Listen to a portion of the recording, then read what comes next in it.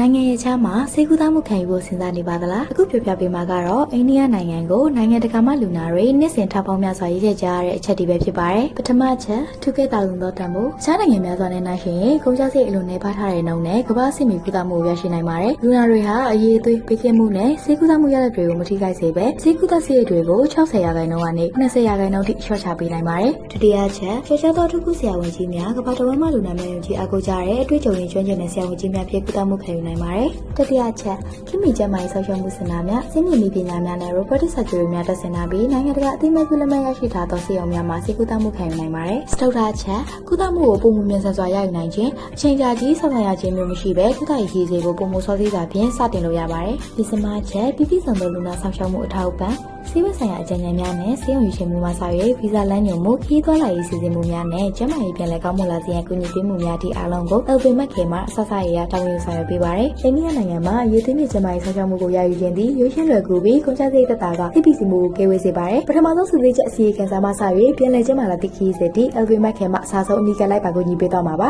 ဒါကြောင့် LVMH ခေကိုခုပဲဖုန်းခေါ်ဆိုလိုက်ပါသို့မဟုတ် Viber WhatsApp မှာတက်ဆင်ခုပဲဆက်သွယ်လိုက်ပါ